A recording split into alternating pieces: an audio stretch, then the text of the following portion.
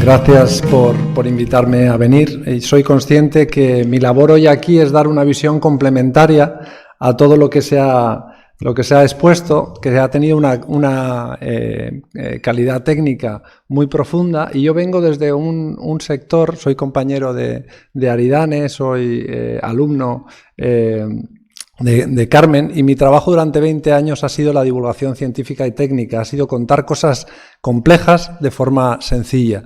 Y sobre cambio climático en estos 20 años hemos trabajado mucho. Esto es una exposición que hicimos precisamente para el Gobierno de Canarias hace ya la friolera de 15 años, que fue nominada a Premio Europeo de Diseño Sostenible, y su función era comunicar a la adolescencia sobre el cambio climático, ¿no? Y se resumió en unos pocos paneles cómo se podía tratar un tema tan complejo como este. Entonces yo vengo del otro lado, vengo del lado donde desde que tengo uso de razón he oído hablar del cambio climático, y para mí ha sido un día a día, y en la empresa en la que he trabajado durante 20 años el tema de la sostenibilidad lo hemos aplicado desde una visión integral e integradora, ¿no?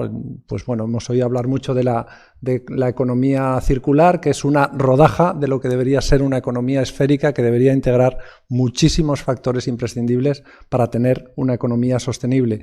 Y bueno, pues ahí descubrimos la economía del bien común, que era una forma de medir nuestra capacidad de ser sostenibles desde la perspectiva económica, ¿no? Y bueno, pues adentrándonos en todas las dinámicas que una empresa podía tener para ser sostenible y, por tanto, para prevenir el poder serlo. Años después aparecieron los ODS, que nos permitieron integrar aquellas mediciones que hicimos con la economía del bien común en esa nueva disciplina que se abría con los objetivos de desarrollo sostenible. Y claro, vimos que eran completamente complementarias. En estos 20 años trabajando por la sostenibilidad, pues hemos pasado por crisis económicas, hemos pasado por crisis ecológicas. Inevitablemente la crisis humanitaria es un hilo conductor en todo momento, ¿no? Y al final te das cuenta que estamos en una crisis ética donde tenemos un problema serio de valores, tenemos un problema serio de saber cuidar lo que nos rodea. Y claro, hay un mensaje que es cambio. El ser humano, todo lo que toca lo altera. El cambio climático no es más que la fiebre del planeta ante los abusos que le genera con todas sus formas de interactuar con él, ¿no? Entonces es importante no solo hablar de cambio climático, sino de cambio global, porque lo estamos cambiando todo. Y el clima es solo una parte de ese cambio que está produciendo el ser humano. Y bueno, pues los ODS, hay muchas formas de representarlos, pero sí hay una que para mí es clave, ¿no? Y desde esa perspectiva de los Objetivos de Desarrollo Sostenible y su vertiente, para mí como científico, que yo aprendí que los 3 ejes de la sostenibilidad eran el ambiental, el social y económico. De repente ver que la ONU añade 2 ejes nuevos, que son las alianzas y la paz, dijo, pero semejante osadía, ¿no? Pero no solo contentos con eso, donde el planeta, las personas y la prosperidad tienen 5 objetivos cada uno, estos 2 nuevos ejes tienen un objetivo que vale por 5.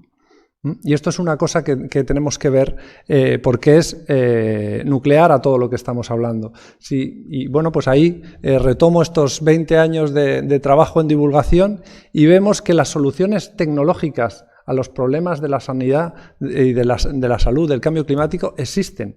El problema de las guerras, del hambre, o esto que estamos hablando del cambio climático, tecnológicamente se puede solucionar.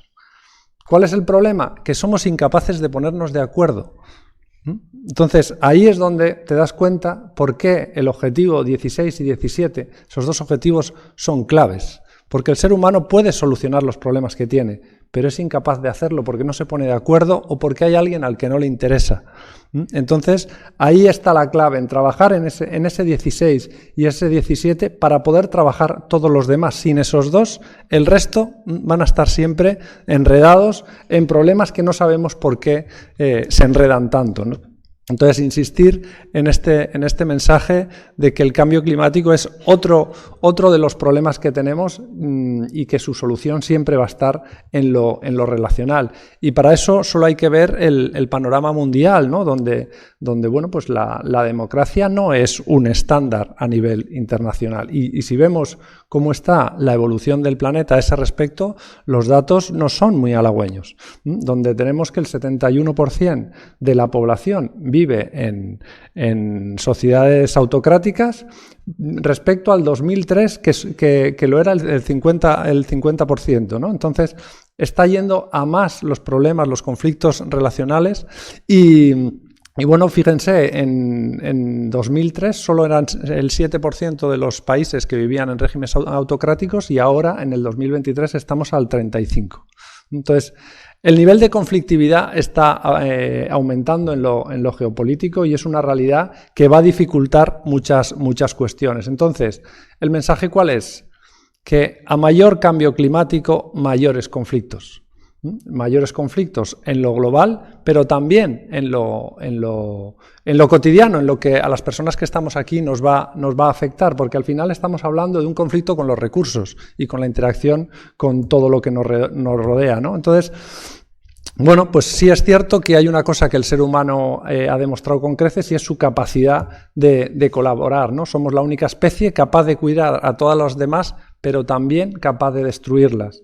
Si se fijan, los 17 Objetivos de Desarrollo Sostenible tienen una idea en común, una palabra en común, es la palabra cuidar. Todos hablan de cuidar algo. ¿Y qué? ¿Cuál es el mensaje claro? El ser humano en el presente siglo o aprende a cuidar o no tiene siglo XXII.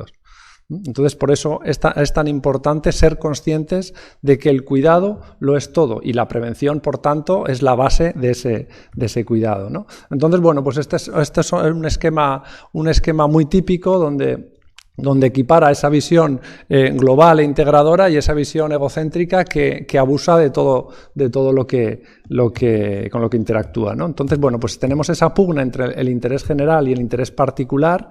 Y hablábamos de las ventajas del ser humano, tenemos la inteligencia como una de sus grandes ventajas y ahí está la capacidad de crear, de colaborar, de cuidar, de proteger, frente a la de competir, destruir, dominar o abusar, ¿no? Y ahí es donde enlaza pues, la vertiente donde ahora estoy muy implicado y es en esto del bien tratar, ¿no? En un concepto que no es nuevo, pero creo que tiene unas perspectivas muy importantes para todo lo que estamos hablando. Sí es cierto que en este caso estábamos centrados en el cambio climático, pero al fin y al cabo estamos diciendo que el cambio climático no es más que la fiebre del planeta ante los abusos del ser humano, ¿no? Entonces, para eso es crucial ser conscientes de cuáles son nuestras capacidades y nuestras discapacidades, qué privilegios implica eso y ser muy conscientes que todo privilegio implica no solo un poder, sino también una ceguera. Y esto es una cosa que a veces cuesta percibir, pero cuando vamos a los colegios lo ponemos con un ejemplo muy claro. Y les decimos, ustedes son conscientes que nadie en la historia de la humanidad ha tenido el acceso a la educación que tienen hoy ustedes y daba independientemente del oro o del poder que tuviesen. Eso es un privilegio. Y lo mismo con la sanidad. Ustedes tienen acceso a una sanidad que nadie en la historia de la humanidad tuvo hasta a este momento de hoy. Pero como lo tienen todos, no son conscientes de que lo tienen y no entienden por qué alguien se juega la vida en venir aquí, porque no tienen precisamente esos privilegios que ustedes tienen. Entonces, ¿cuál es el problema de los privilegios?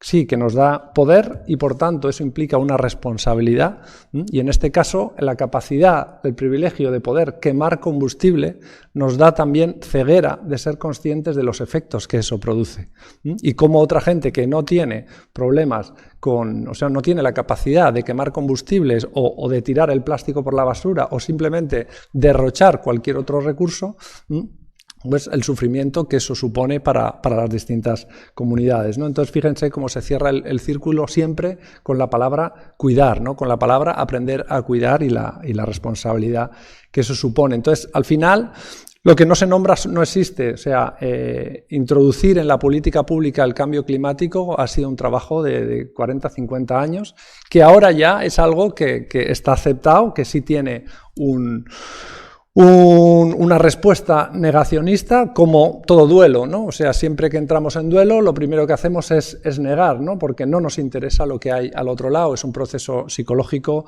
normal y es un proceso que también hay que atajar. Entonces, bueno, pues en este concepto de cuidar y proteger hay muchas acciones que es importante desnormalizar y poner encima de la mesa, pero en el otro lado, en el de los abusos, llamar violencia a lo que lo es también muy importante. ¿Por qué? Porque tenemos la costumbre llamamos violencia a lo que está en el Código Penal, que genera muerte, moratón o sangre, pero no metemos la contaminación o el derroche como una forma de ser violencia, ser violento o hacer daño, ¿no? Y en este caso al futuro. Saben que uno de los grandes problemas de nuestra juventud es la futurofobia. Tienen miedo al futuro y bueno, hay razones para que lo tengan, ¿no? Estamos en un momento clave. Entonces, fíjense donde la violencia tiene un iceberg de expresiones. La contaminación o el derroche son parte también de ese iceberg que tenemos que tener muy, muy presentes, ¿no? Y al final estamos trabajando, cuando hablamos de la prevención del cambio climático, estamos hablando de la prevención de ese cambio global que se espera. Y en ese cambio global necesitamos democracias sólidas donde la cooperación entre las entidades sea clave. Lo estábamos viendo antes con los ODS, ¿no? Esa democracia profunda, gobernar para las personas que piensan como tú y para las que no, ¿no? Para eso los niveles de participación son clave, que sean elevados. Eso se tiene que, para que se dé, se necesitan climas de colaboración, espacios de confianza, y para que un espacio de confianza se dé, tienen que ser espacios seguros, donde no te vayas a sentir agredido por opinar, ¿no? Entonces, al final, necesitamos espacios que sean saludables, necesitamos espacios que no sean tóxicos, que no sean violentos, para que todo lo demás se dé. Y bueno, pues ahí es cómo afecta a las personas que estamos en esa sala, ¿no? O sea, cómo conecta con nuestro día a día del trabajo, o en este ambiente universitario, o en el ambiente social donde nos desenvolvemos, ¿no? Pues bueno, ante las distintas posturas puede haber una posición A y una posición B, pero hay momentos en que va a haber abusos, la contaminación, el abuso de emisiones, el derroche de recursos y el efecto que está generando en el planeta, pues es un abuso, y siempre que hay un abuso a un lado hay una víctima al otro, hay alguien que lo va a sufrir. ¿Y cuál es el problema? Que socialmente la sociedad nos ha acostumbrado a ser neutrales, a no actuar. ¿Y qué pasa en una balanza si ejercemos toda la presión sobre el eje? Que no cambia nada. Entonces, la llamada de atención aquí, ¿cuál es? A posicionarse un poquito del lado contrario al abuso.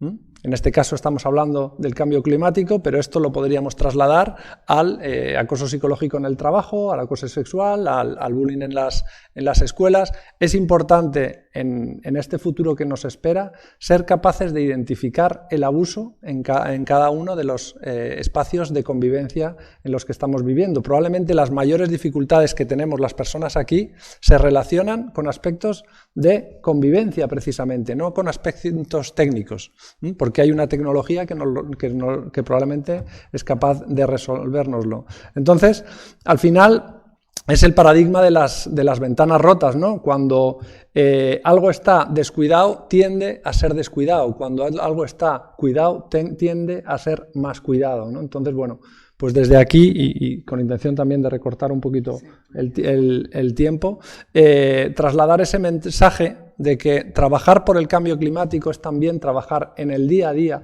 en saber identificar dónde están nuestros privilegios para no abusar de ellos, no permitir que nadie abuse de ellos y conectar con ese bien tratar, que además es cultura canaria 100%, ¿no? El tratar bien a todo el que viene, el tratar bien al territorio, etcétera, etcétera, ¿no? ¿Verdad, Manel?